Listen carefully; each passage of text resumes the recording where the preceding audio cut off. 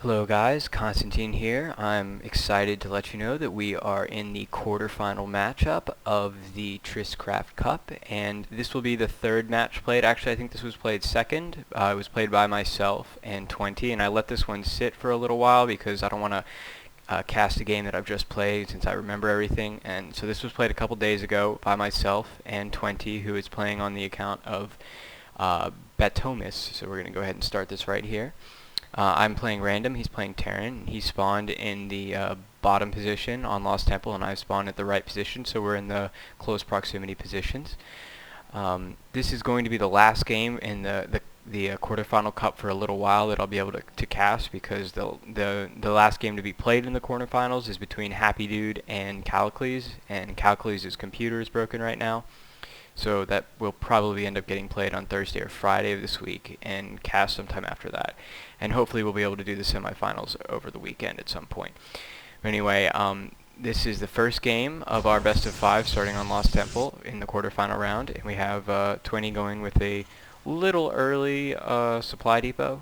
Usually like to get that supply depot down when you're at 10 food. You can actually pop it down at 10 food and it will end the very moment that your 11th SCV finishes, so that you can build another one immediately.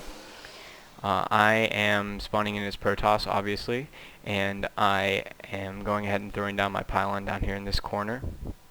I think I was trying to be a little sneaky with my placement of my gateways and stuff to try and make the opponent think that I was proxying him. I've done this a few times recently, just kind of favoring it because I've finally gotten my macro to the point where I feel comfortable doing random things like this. Hasn't really worked out. I've never really, like, cheesed a Terran by not cheesing him in a weird spot, and actually won a game just because of that. So 20 is going to be really good here and throw down the supply depot to prevent the scout. Although the supply depot is a bit early, it's going to prevent his orbital command from going down at the right time, although he is not building workers. So one thing you want to do with Terran is always be building workers or that orbital command. It's really important to get your economy going. Meanwhile, have finished my first gas, and I should be transferring probes there soon. There we go, there's 2, and there should be another one in there. Throwing a pylon up here so that I can get good scouting around the map. I can also throw down warp gates wherever I need them to.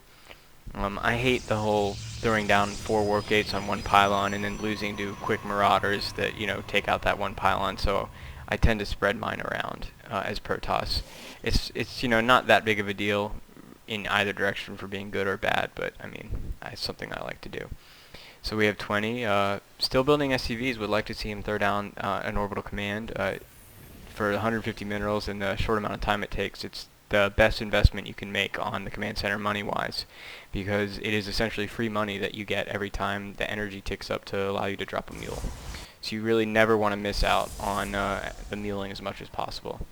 So I've gone for a pretty standard opening. I'm getting my second gas down right after my Cyb core. Going ahead and starting the warp gate research. I'm not chrono boosting it out, and I'm also not chrono boosting out the stalker, because I'm not too worried about a scout at this point because I haven't tech-turred anything. 20 is a lower level player, a lower caliber, so I wasn't too worried about him doing some kind of push, but especially when I came up to the ramp and I saw that he had thrown down this extra supply depot, I knew that there wasn't anything crazy going to be happening. I knew he had to have a strong economy in order to support that supply depot, and he couldn't have been, like, cutting SCVs in order to get a Reaper out fast or Marauder out fast or anything like that. So I knew I was safe not to chrono boost this, and instead just opted to continue chrono boosting my probes.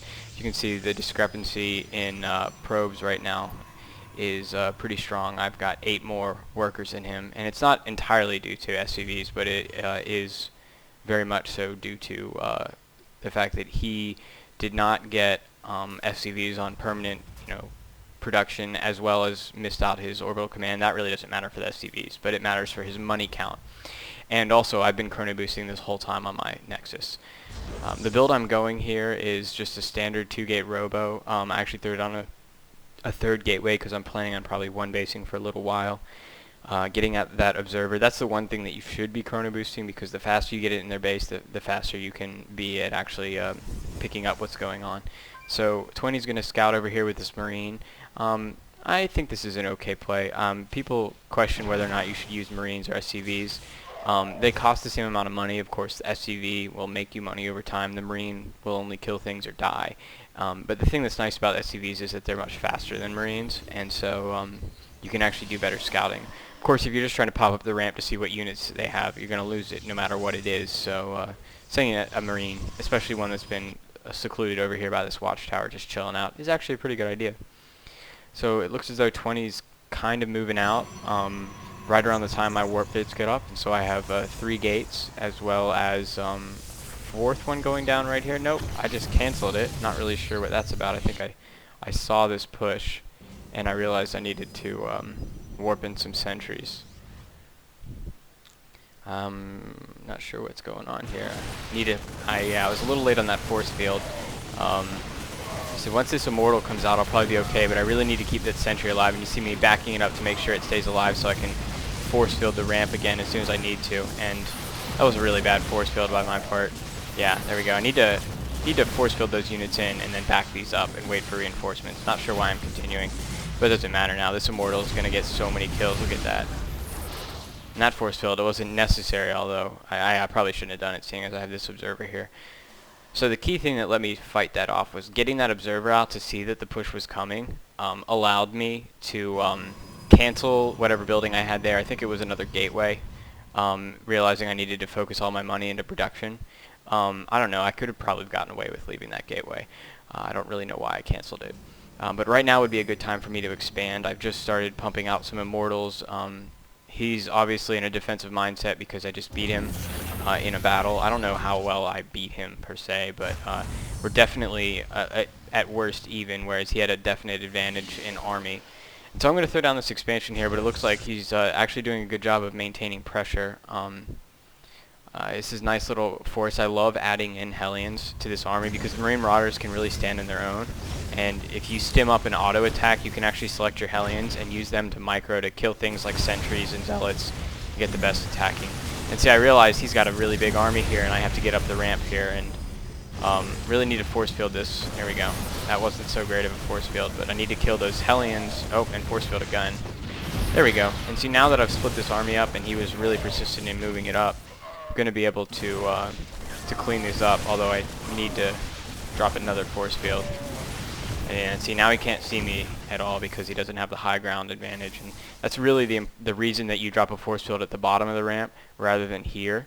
Because if your units go to right here, like if he puts a Marine right here, then he has vision of this whole area, which includes some of the top of the ramp. Whereas if he has a Marine here and you have a force field blocking it, then he clearly has no advantage to be able to see up the cliff at all. He has to drop a scan in order to attack, and it's wasted money, and especially when you're one basing, you really need that extra minerals. Yeah, and even more so whenever you're playing a build that you are getting Hellions and Marines and Marauders. There's almost no gas investment, which is why you can see that 20's up to 400 gas right now. So I'm sitting around 400-ish as well. I'm not sure what I'm doing. Getting a forge down. I'm going to try and throw down some upgrades. I'm still only on 4 gateways. I would like to see myself throw down a robo bay, especially with all that gas I had and not warping these stalkers. I could probably afford to sit back, make zealots, and get a robo bay out, and then maybe get a Colossus or 2 and just get a zealot strong army with these 3 immortals to support. Would be very strong. So losing my observer there, always bad. You really need to have good control. So I actually think this was a really bad play on my part. I think the reason I got this expansion is because I built this one and then he attacked. So I was thinking to myself, well, I can hold him off 1 base to 1 base if he keeps attacking the way he is.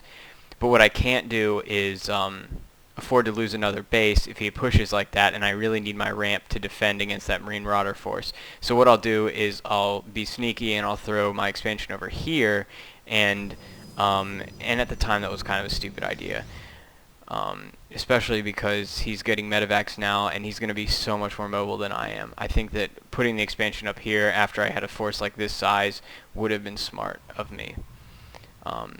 So I'm going to come down here and take this watchtower. Anytime you're playing a 1v1 where the map positions are like this, or from this base to this one, control of the nearby watchtower is like the most important thing for this map. Because you can see all ground forces have to come through this point, and all ground forces have to go through this point. So unless they're doing a drop, which they are, and actually you can even see it because he didn't avoid this watchtower, I was really worried at this point because they're heading directly towards this base. But I made a decision and I said, you know what? He's probably not going to this base. He's probably just sending a rally point around to the backside of my base, and which is exactly what he was doing. So I got a little lucky there. Although when he saw these stalkers here, his next option was to go here, and I got